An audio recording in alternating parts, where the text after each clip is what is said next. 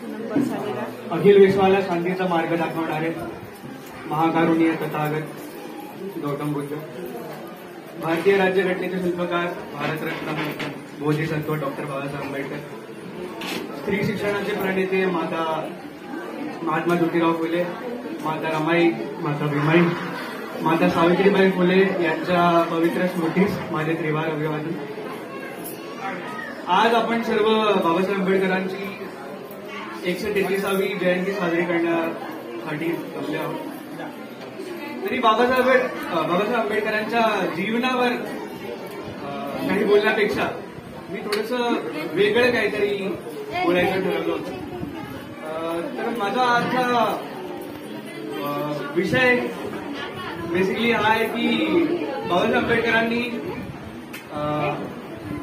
बौद्ध धम्मच का निवडलं, दुसरा कोणताही धम्म का नाही. तर जेव्हा बाबासाहेबांनी म्हटलं होतं की दलितांचा विकास हा धर्माशिवाय होऊ नये, पण ज्या धर्माशी हा दलित समाज निगडीत आहे त्या धर्माच्या प्रत्येक रीतिरिवाज कधीही दलितांना पुढे जाऊ देणार नाही. तर यावरून आपल्याला स्पष्ट होतं की बाबासाहेब आंबेडकरांनी पहिल्यापासून खूप आधीपासून ठरवलं होतं की आपल्याला धर्म परिवर्तन करायचं. आता ज्यावेळेस बाबासाहेब आंबेडकरांनी हे ठरवलं, पण खूप मोठी गोष्ट होती, म्हणून त्यांनी जवळजवळ 20 वर्ष प्रत्येक धर्माचा अभ्यास करण्यात आला. आता जेव्हा बाबासाहेब आंबेडकर प्रत्येक धर्माचा अभ्यास करत होते तेव्हा त्यावेळेस त्यांच्या समोर 4-5 प्रमुख असे धर्म आढळले. आता मी एक कम्पॅरेटिव्ह सांगू इच्छितो, म्हणजे प्रत्येक धर्माच्या काही काही गोष्टी बाबासाहेबांना काय आवडल्या काय नाही आवडल्या त्या सांगण्याचा प्रयत्न करतो. तर जेव्हा बाबासाहेब आंबेडकरांनी येशूचा धर्म म्हणजे जीसस म्हणजे ख्रिश्चॅनिटीच्या बारेमध्ये जेव्हा त्यांनी विचार केला तेव्हा त्यांना हे समजलं की जीसस येशू जे आहे ते स्वतःला गॉड्स सन म्हणजे स्वतःला देवाचा पुत्र मानतात. त्याच प्रकारे जेव्हा बाबासाहेब आंबेडकरांनी इस्लाम धर्माचा अभ्यास केला तेव्हा त्यांना आढळून आले की मोहम्मद पैगंबर हे स्वतःला देवाचा पैगंबर मानतात आणि ते जे पण त्यांचे फॉलोअर्स आहेत त्यांना सांगतात की इस्लामचा मी शेवटचा पैगंबर असेल. परत जेव्हा त्यांनी हिंदू धर्मातील अवतारी पुरुषांच्या बारेमध्ये अभ्यास केला तेव्हा त्यांना आढळून आले की ह्या धर्मातील जे अवतारी पुरुष आहेत ते स्वतःला देव असं समजतात. पण जेव्हा बाबासाहेब आंबेडकरांनी बौद्ध धर्माचा अभ्यास केला तेव्हा त्यांना हे समजलं की जे गौतम बुद्ध आहेत ते स्वतःला एक सामान्य माणूसच समजतात. स्वतःला कोणताही अवतारी पुरुष किंवा त्यांच्याकडे कोणती महान शक्ती आहे किंवा ते कोणताही चमत्कार करू शकतात असं कधी त्यांनी सांगितलं नाही. ते स्वतःला एक सामान्य पुरुष मानतात. हे झालं पहिलं कम्पॅरिझन. दुसरं जे कम्पॅरिझन होतं ते थोडं जास्त इम्पॉर्टंट असं आपण मानू शकतो, किंवा या पहिल्याच कम्पॅरिझन मधून आपण निष्कर्ष हा काढू शकतो की बाबासाहेबांना एक असा धर्म पाहिजे होता जो लॉजिकल आहे, म्हणजे ज्याच्यात वैज्ञानिक विचारधारा असेल असा एक धर्म बाबासाहेब आंबेडकरांना पाहिजे होता जो त्यांना बुद्ध धर्मात दिसून आला. आता दुसरा एक मुद्दा म्हणजे बुद्ध धर्मातील महिलांचं स्थान.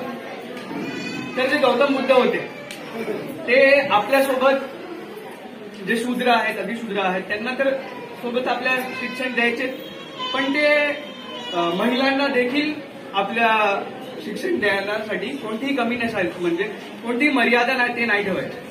म्हणजे त्यांच्यासाठी प्रत्येक जो माणूस आहे मनुष्य आहे ते इक्वलच होते. म्हणजे याच्यामधून आपल्याला हे समजतं की जे दलितांसोबत जो अनटचेबिलिटीज या जो इनइक्वालिटीच्यामुळे जो काही भेदभाव झाला होता तसं काय बुद्ध धर्मात नव्हतंच. बुद्ध धर्मामध्ये सगळेच इक्वल होते, आता ते पुरुष असो की महिला.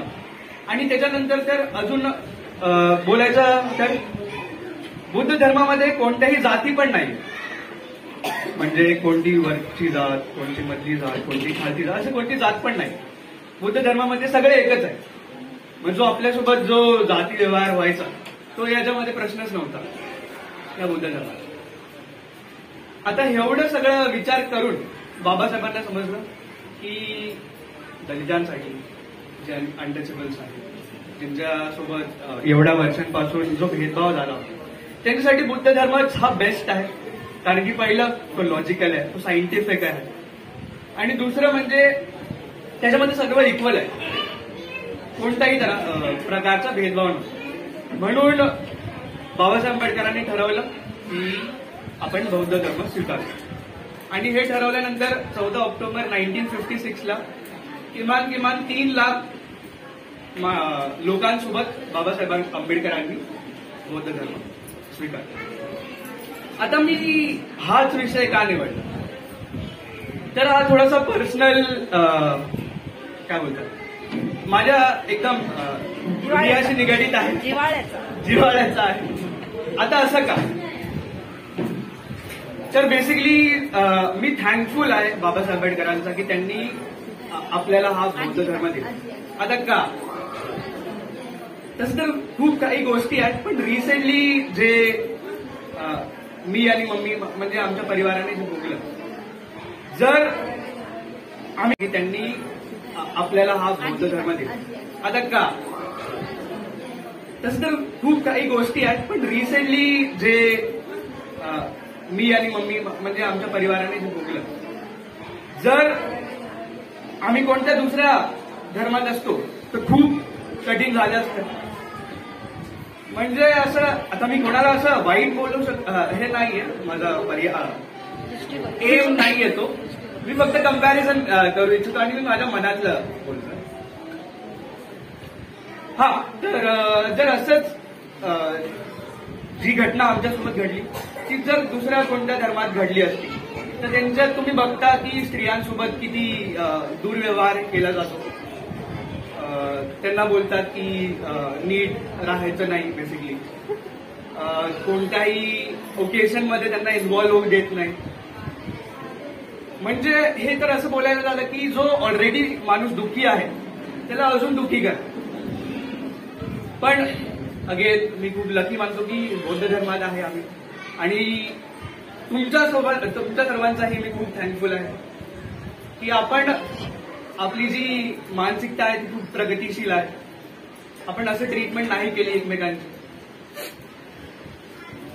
आणि आज आपण हे पण बघतो की बाकीचे जे धर्म आहेत ते पण खूप प्रोग्रेसिव्ह झाले आहेत.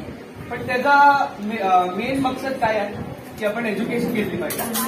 आणि तेच बाबासाहेब आंबेडकरांचा पण मेन एम होता की शिक्षण घ्या, शिक्षण हे खूप महत्वाचं आहे.